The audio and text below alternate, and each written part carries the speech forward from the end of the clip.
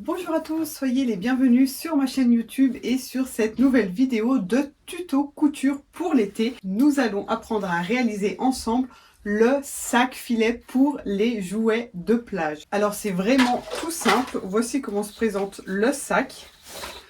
C'est un système de coulisses ici, un bouton de pression. On n'a plus qu'à remplir notre sac avec tous les jouets de plage pour le sable de l'enfant et des adultes, les raquettes, les frisbees, etc. On tire sur les cordons des deux côtés pour fermer le sac. Il ferme ici avec une pression au niveau du rabat. Et là, on n'a plus qu'à tout secouer pour que le sable tombe et reste bien sur la plage et qu'il ne vienne pas avec nous dans la voiture ou au camping. Il y a ici donc deux poches, une poche ouverte qui donne sur le filet. Donc on peut y mettre sa crème solaire ou tout ce qu'on a envie de mettre, besoin de mettre. Là par exemple il y a la petite balle pour pas la perdre en vrac dans le sac. Et c'est pratique pour le téléphone, comme ça on est sûr qu'il ne prenne pas l'eau. Il est bien rangé, bien à l'abri. Bien évidemment c'est du tissu ici imperméable qui ne prend pas l'eau. Et ensuite on n'a plus qu'à le mettre sur le dos comme un sac à dos. Comme ceci. Ou alors on peut aussi le mettre en bandoulière. Comme cela. Le patron PDF est gratuit. Vous pouvez le retrouver sur mon site internet unbrindiris.com ou bien sur le groupe Facebook La Couture Créative avec Iris. Tous les liens se trouvent en dessous de la vidéo dans le texte descriptif. Donc c'est parti, je vous retrouve tout de suite pour ce superbe tuto qui ravira les parents, les grands-parents et bien sûr tous les enfants qui pourront ranger facilement tous leurs jouets dans un joli sac. Alors voici le patron pour réaliser le sac de plage à jouets en filet. Donc il y a seulement cette pièce qui est en grandeur réelle et que vous pouvez découper pour découper directement sur le tissu. Les autres pièces, étant donné que c'est seulement des rectangles de grande taille, pour éviter d'avoir imprimé trop de papier et à faire des assemblages, vous avez juste les mesures décrites ici et c'est à vous de les tracer sur vos matières. Vous avez ici la liste des fournitures, dont la fermeture à glissière et le cordon. Et une fois que l'on découpe donc toutes ces pièces, voici ce que l'on obtient. Donc toutes les parties imprimées sont en coton imperméable. Ici c'est du sergé imperméable en vente sur mon site. Vous pouvez aussi utiliser du coton enduit. Et ici on a du filet. La toute première étape va être d'assembler la poche. Donc pour la poche, j'ai ces deux pièces ici qui vont être assemblées ensemble avec la fermeture à glissière entre ici et ensuite on va l'assembler avec le dos. Donc là je vais positionner la petite bande endroit sur ma fermeture à glissière et je pique ici grâce à mon pied de biche à fermeture à glissière pour fixer la bande. Donc on reste toujours bien bord à bord ici au niveau de la fermeture pour avoir un travail bien régulier. Pour pas que le curseur gêne, on peut le remonter comme ceci pour terminer la couture juste en bas. Lorsque je rabats mon tissu de l'autre côté, je fais une surpiqûre ici pour bien maintenir mon tissu sur le côté gauche de la fermeture à glissière. Ensuite, bord à bord, je fixe l'autre bande ici, bien en face de l'autre côté. Encore une fois, endroit sur endroit.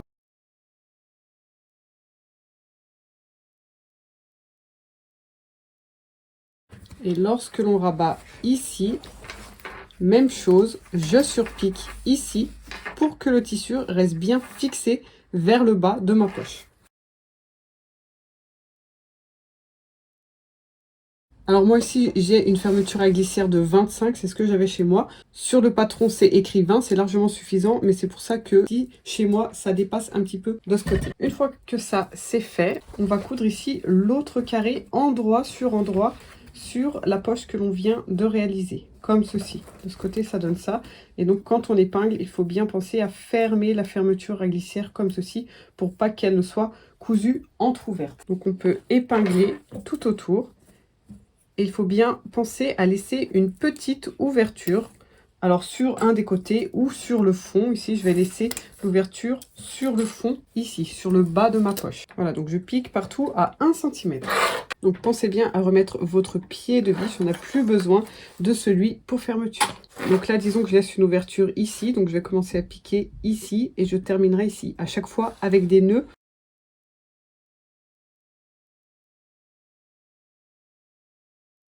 Donc là, je peux couper tout ce qui dépasse de la fermeture à glissière. Et ici, dans les angles, je dégarnis comme ceci. Je crante en diagonale pour éviter les épaisseurs dans les angles. Et maintenant, je vais pouvoir retourner ma poche sur l'endroit. On pousse bien dans les angles. Donc là, moi, je peux repasser parce que mon tissu ici peut passer au fer à repasser avec une température légère. Si c'est en coton enduit, marquez bien ici au niveau de l'ouverture pour fermer comme ceci avec les ongles. Marquez bien vos tissus pour qu'ils puissent être bien à plat. Donc là, je vais pouvoir faire une surpiqûre ici, juste pour bien fixer le haut de la poche, pour que lorsque l'on ouvre, elle n'évite de s'ouvrir trop comme ceci. Et de voir du coup les coutures à l'intérieur. Donc je vais faire une petite surpiqûre ici en haut. Donc ça, c'est ma poche intérieure. Et la poche extérieure va se former en fait en cousant cette poche ici sur les 3 lignes droites ici, les deux côtés et le fond. Et on laissera ouvert en haut, ce qui permettra d'avoir une poche ici contre le filet, plus une deuxième poche ici. C'est parti. Alors là, sur une des deux pièces en filet, on peut fixer notre poche en plein milieu. Donc pour cela, on peut déjà plier notre poche en deux, juste pour avoir un petit pli ici qui marque le milieu. On peut mettre, pourquoi pas, une petite épingle sur ce pli ici. Et là, je fais la même chose avec mon filet. Je plie en deux sur la hauteur.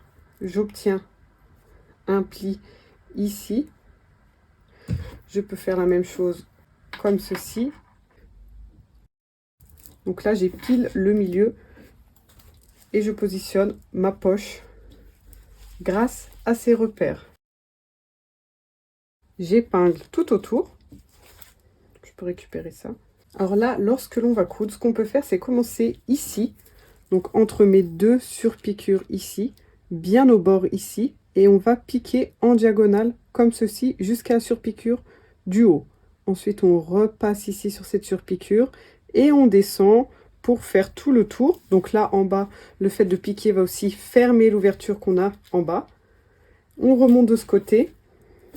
Et pareil, lorsque l'on arrive à la surpiqûre du haut, je pique par-dessus et je retourne sur le côté en diagonale ici pour former un petit rectangle qui va empêcher à la poche de trop s'ouvrir sur les côtés, mais d'être bien plaqué sur le haut ici.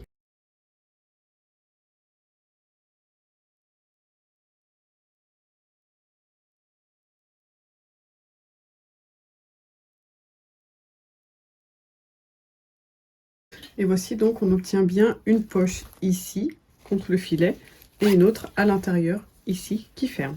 Voilà, maintenant que ça c'est fait, on va pouvoir préparer le rabat. Donc le rabat, je l'ai en double ici. Il suffit de le mettre endroit sur endroit comme ceci et de piquer 1 cm sur la partie arrondie. On laisse ouvert ici au niveau de la ligne droite sur le haut.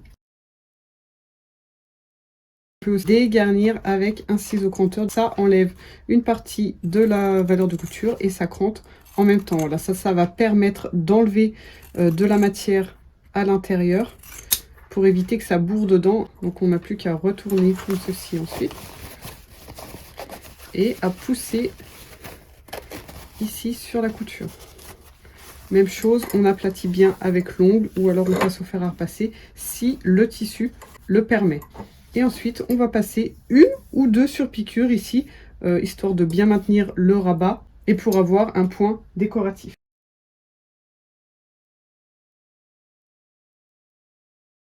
Voici ce que ça donne avec 2 surpiqûres. Ici, vous avez le repère pour le bouton. Donc là, évidemment, on a déjà utilisé la valeur de couture.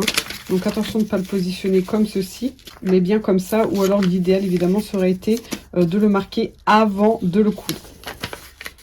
Voilà, donc là, je vais noter où est le bouton. Vous pouvez aussi, bien sûr, plier votre pièce comme ceci pour avoir le pli.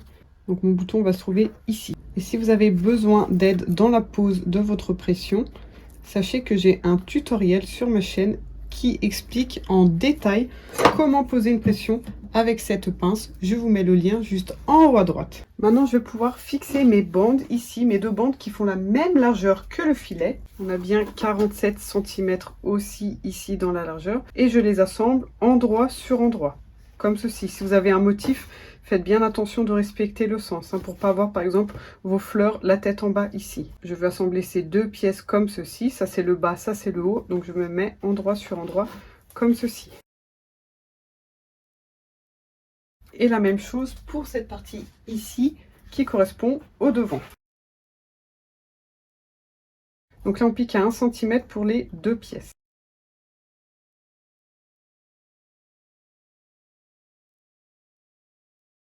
Ici sur la bande du dos, donc pas là où il y a la poche, l'autre, on peut plier notre bande comme ceci, bord à bord, là, pour obtenir le milieu. Et au milieu ici, on fait un petit cran. Donc là, c'est le milieu de ma pièce. Je fais la même chose sur mon rabat, ici. Et là, j'assemble ces deux morceaux. Donc la partie du devant, le devant du rabat, sur l'endroit du tissu ici. Et je pique ici 1 cm pour maintenir le rabat sur la bande. Donc la prochaine étape va être de fixer nos deux autres bandes qui ont exactement la même taille, la même longueur, la même largeur que celle qu'on vient de poser. Et cette bande va se retrouver en fait à l'intérieur ici, elle va faire la finition. Donc là par exemple, mes fleurs vont devoir se retrouver à l'endroit comme ceci à l'intérieur. Donc là en fait, je les positionne sur l'envers pour pouvoir me mettre endroit sur endroit comme ceci. Donc on va non seulement piquer ici à 1 cm, mais on peut aussi pré-plier le bas ici de 1 cm parce que c'est ce qui va faire la finition ensuite à l'intérieur du sac. Donc c'est toujours plus facile de le faire maintenant avant assemblage que lorsque tout est assemblé de partout. Donc que ce soit du coton enduit ou là, moi je le fais avec les ongles, cette partie-ci sur le bas et faire la même chose sur le dos du sac. Sachant qu'ici on a le devant puisqu'il y a la poche.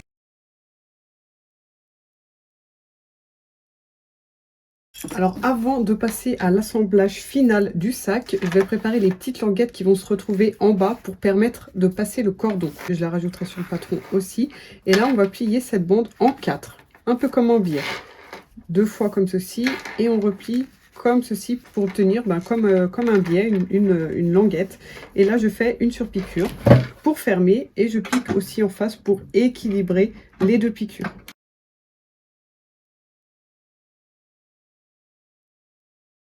Et là, je divise cette languette en deux pour en avoir une de chaque côté. Donc ces languettes viennent ici sur la droite et sur la gauche du filet, du rectangle en filet sur le bas. Vous voyez bien ma poche ici.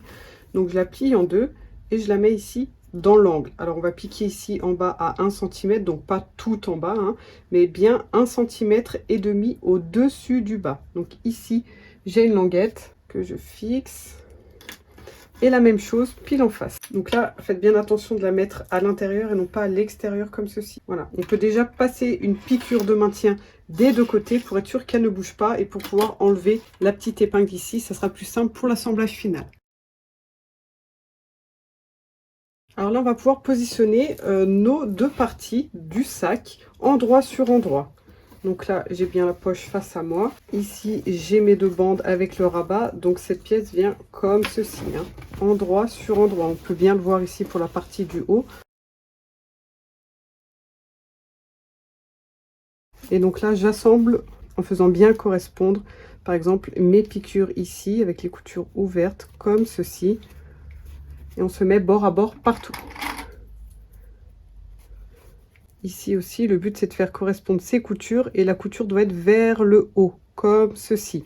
Sinon, elle va être visible à travers le filet ici. Nous, on veut qu'elle soit à l'intérieur. Elles vont ensuite être prises en sandwich lorsque l'on va rabattre la bande ici.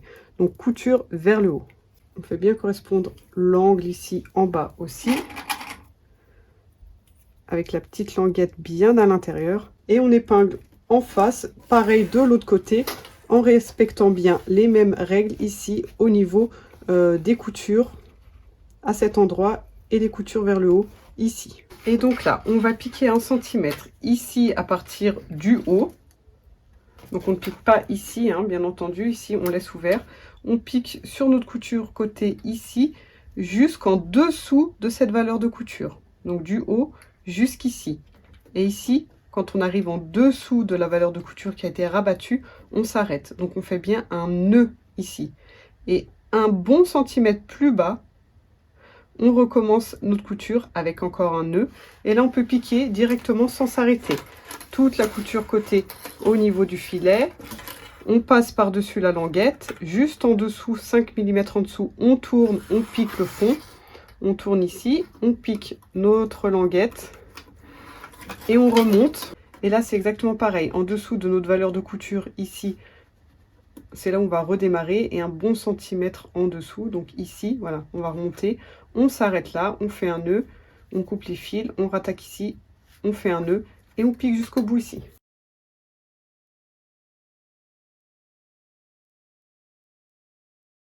N'hésitez pas ici à faire des allers-retours sur la languette pour être sûr qu'elle soit bien cousue et que ça soit bien costaud.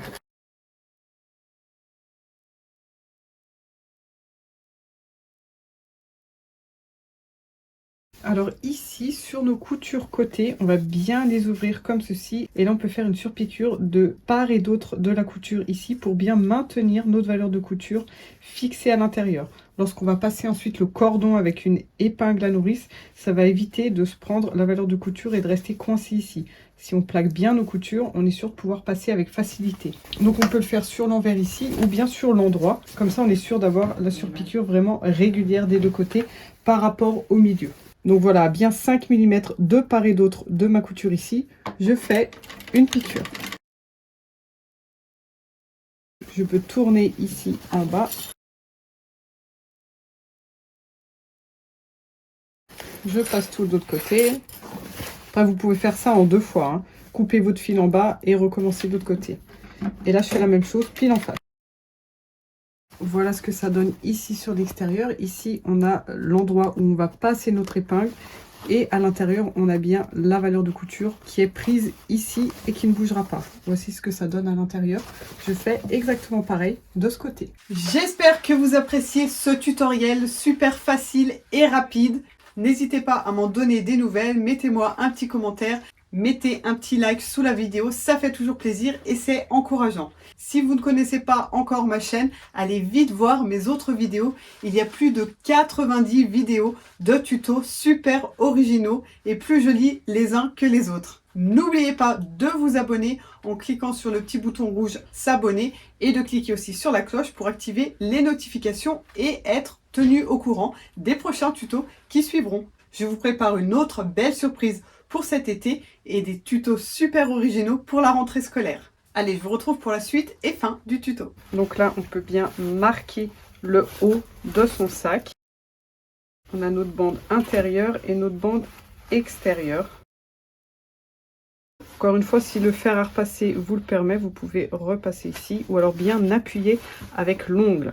Et là, donc le but, c'est que cette couture ici avec le filet soit vers le haut à l'intérieur et on reforme le pli ici sur le bas de notre bande intérieure et on va épingler de la sorte pour avoir une finition vraiment parfaite vue de l'intérieur et vue de l'extérieur. Et on épingle au fur et à mesure. Il va falloir épingler pour pas que ça s'enlève. Voilà, d'où l'importance d'avoir formé ce pli au préalable ici. C'est bien plus simple de le remarquer, de le refaire. Donc mettez autant d'épingles que vous jugez nécessaire. Hein. Plus il y en aura, plus on sera sûr voilà, que la bande ne se retrouve pas un peu décalée et qu'elle soit tordue ensuite, qu'elle ne fronce à certains endroits. Il faut bien respecter le droit fil ici, être bien en face, descendre bien en face pour que tout se fasse bien tranquillement. Voilà, une fois que tout est bien épinglé tout autour ici, j'ai plus qu'à faire ma surpiqûre tout autour, sans arrêt, du début à la fin, et on fait bien ces nœuds pour avoir une super finition. Donc là, à vous de voir si vous voulez piquer sur l'envers, sachant que vous n'avez pas trop de visibilité par rapport à ce qui se passe sur l'endroit, sachant que c'est l'endroit qui va être visible, ou alors vous piquez sur l'endroit. C'est ce que je vais faire ici, étant donné que les épingles peuvent passer à travers le filet ici, ça va être simple de les enlever au fur et à mesure. Donc je vais commencer ma couture ici dans une couture côté, et si je vois que mon tissu dépasse vraiment trop de l'autre côté ici, au moins je peux gérer ici la valeur de couture et avoir un travail le plus régulier possible.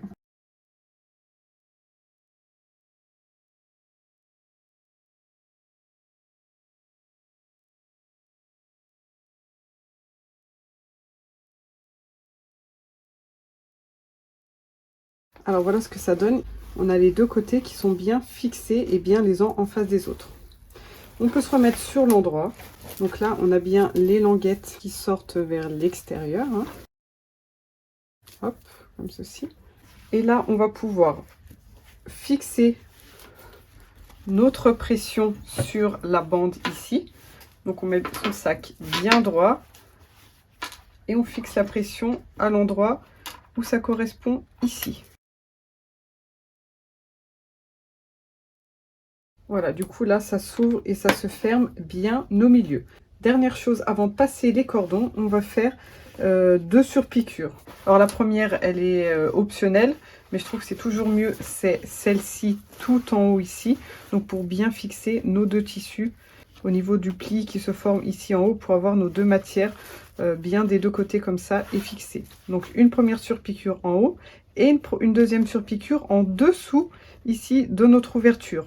Voilà, juste en dessous ici, pour pouvoir créer une coulisse dans laquelle va passer le cordon ensuite.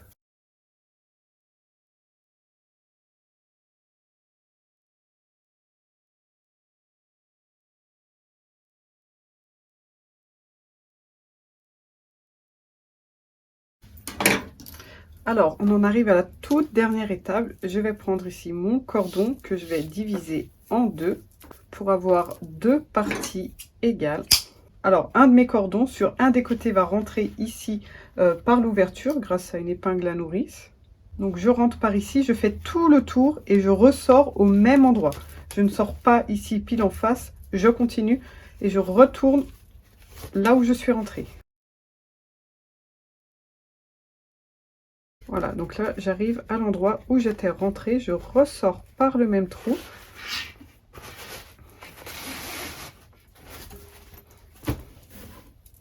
Je passe un de mes cordons ici dans la languette et j'estime la longueur où on va faire les nœuds. Donc il y a un nœud qui se retrouve juste ici en dessous, donc j'en ai un autre qui va se retrouver un peu au-dessus. Donc je fais mon premier nœud ici. Je passe un des deux cordons ici et je fais un second nœud. Ici, je peux découper tout ça. Et pour fixer ici, éviter que ça continue de s'effilocher, je brûle avec un briquet. Ça fait fondre voilà, les fils qui se trouvent à l'extérieur en plastique et ça ne bouge plus. Et je peux faire pareil ici de l'autre côté. Et voilà, notre sac est terminé. Et donc une fois que le sac est plein des jouets de plage, on a juste à fermer ici et tirer sur les deux côtés. Et on peut le mettre sur le dos. Merci d'avoir regardé et je vous souhaite de faire de belles réalisations. À très bientôt avec un nouveau tuto d'été.